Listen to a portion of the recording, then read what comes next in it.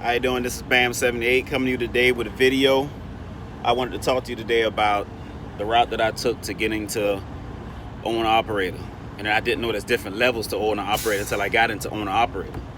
I know some people gonna have mixed signals about what I say, but all that I can say is anybody listening to this that's thinking about stepping out doing it on your own, find your own way, do it. If it works for you, works for you. Don't let nobody else place their fear on you on what you can't do out here and get to what you get. Because everybody got to find their own way to get there. The road there ain't going to be the same for you as it was for somebody else. My story may could tell you something, but you still might not get it the same way I got it. You see what I'm saying? So I started off with CRST, tried to get on Heartland, but that didn't work out. Wasn't going to Creek Carrier, changed my mind. And I got on with FedEx, drove that for a while, and I said, you know what, I'm ready to step out on my own and try it. And I kept trying to go to dealerships and try to find out like how much is it to put down. And I knew at the time I was kind of out of a marriage, and I was on chapter, so there was no hope on getting no loan. That shit was a no-go, a negative, Ghost Rider. And then by me being out there like that between child support and chapter at the time, I couldn't do anything. My money was tied up in all that. And when you're a company driver and you got all those obligations on top of taxes and everything else, you can't get no money. So I wasn't really getting anything. So when I knew it got bad is when my checks got really bad. So what I did was I started researching. I went to the lots and tried to find out. A lot of the lots, they had you had to put down 20,000, 40,000. Who the fuck got money set like that? At least not me. I'm just starting to drive. So I said, well, this shit ain't gonna work.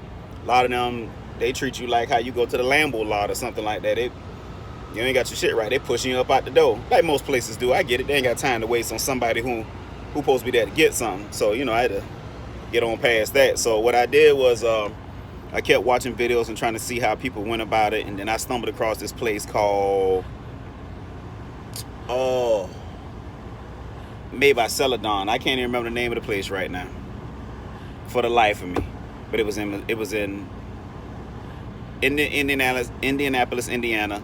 And they had this thing where you could come in and get the truck. I called this line, and it was telling me about picking the company, and this guy sent me to pick these different companies. And what the companies would do is it was XPO. They'll put the down payment down on the truck for you. You just go and pick a truck, and then you just go from there. You have to pay a certain kind of note. So I was up and down on doing it, kind of thinking about doing it, but I was a little up and down on doing it, and I finally decided to go ahead and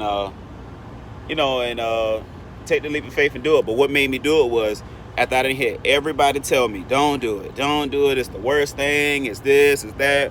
Look, lease purchase will work depending on how you handle the funds and the business side, because I had to learn the business side. I knew shit about that. I just thought you drive, drop, and go. So I had to learn about the taxes part, how to budget the money, how to go to certain gas stations to get certain food. So it is possible to be done.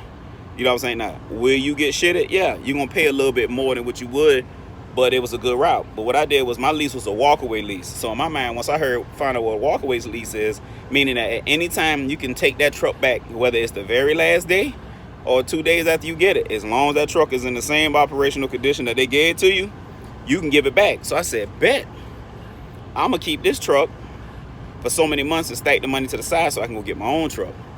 So I got in there. The note was high. The note was like $700 and something, $790 something. I would say $800 a week. Added, I think it's like $3,100 a month. Some weeks, that extra week, it's a little bit more. So I was paying that. I think I did that for about 9 months, maybe. I don't even think I kept that truck a whole year. 9 months, maybe a year. And all I did was I told them to keep me in the damn truck, because I was doing miles then. See, I'm on percentage now, but at the time I was doing miles. So I said, keep me in the truck. So they kept me in the truck. I'd be out 3-4 months at a time, and I would just, getting it. Make sure I had enough to pay out so I can get off the road and get back. You will be a little stuck to the truck depending on how you handle your funds. I ain't gonna lie. I found a way to work my system where I can get out the truck and get my stops where I needed to be. So it is a little bit of a grind. So if you would like to go home, lay in your bed kind of person, you had to find another way to work around that. Not saying it can't be done, but you got to find another way. So I kept that truck for about maybe 9 months, paid that high-ass note, took my money, took the truck back to Indianapolis, went over to a place called Accelerate Leasing in Indianapolis, Indiana. They got other terminals now where you can pick up other trucks, but check them out. I went there, and I think my first truck, it was great, man. It was like I think it had a Kenworth, but something was wrong. I had to take it right back, and I got this Freightliner. I think it was like, at the time, the Freightliner was like $2,500 down, and I paid $450 a week, and then they'll tell you the number of weeks. So I paid $450 a week. I got it last year September. This year September is mine. So I'm saying 1 year, paid for $1,800 a month for 1 year, going from $31 plus $100. So you see what I'm saying? Pay it like that. Had to go learn, had to get my own insurance. Been getting information about getting a trailer.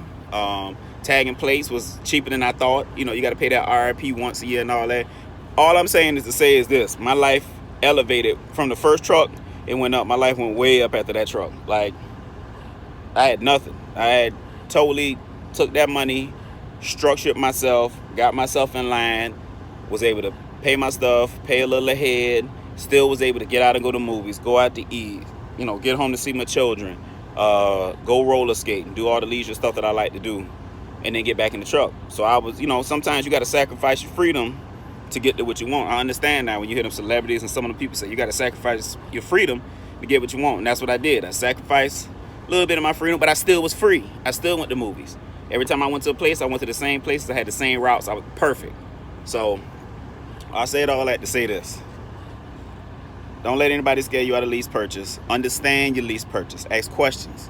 See if it's a walkaway lease. What all you have to take care of during the lease. You know, what you got to do. Because, you know, I did little mechanic work to it. I didn't buy no new tires. I kept buying used tires. I know you're probably saying that's stupid, but I ain't want to give no truck back with no good-ass tires on it. So I just kept, like, you know, they were 209. So I get a used one here. I put money to the side, And every now and then if I needed one, I get it. Kept my oil changes up. Use it as a tax write-off. So all thing I say is if you want to get a lease purchase, don't let nobody scare you from it. Find out your information first. There are secondary outside companies that you can go to that you can get in. Most of them are walk-away leases. If it's a walk-away, just get in your mind, I'm going to work this to stack up to get my own. Or if you want, you can keep it. I've known people that kept it and it worked out great for them. You see what I'm saying? I could have kept that other truck. That truck was an animal when I got through with it. I turned the horsepower up. It was a little slow. And I'm talking about that thing was a monster. I used to climb the hills with them Kenworth and them Peterbilts. They used to be looking at my truck because it was an old gold CRST truck. So they were confused when I would pass everybody. I'm doing like 80 miles an hour in the left lane and everybody neck breaking. I'm telling you, boy, it was a great thing when I did that. That was the greatest decision I ever made. So, like I was saying, don't let nobody discourage you out of doing it the way you got to do it. Just because you hear a person went that route, that may not work for you. Find your own way, do it. As you see, I'm happy. I'm looking lovely. I did well for myself, and it's getting better. It's getting much better as the day, because I was at the bottom when I left. I left Savannah with my last $250 in my pocket, and that's all I had left to my name, and I had every possession I owned in my car, the rest of my furniture and storage. I left with nothing. Now I'm working my way up. I'm on truck number 2. House coming, cars. You can do it. I'm a living testament. I left with shit, and I'm climbing back to the top. All right, man. This Bam 78. I know I probably didn't get deep enough, elaborate enough. If anybody got any questions, message me and let me know, and I'll fill you in. Peace out.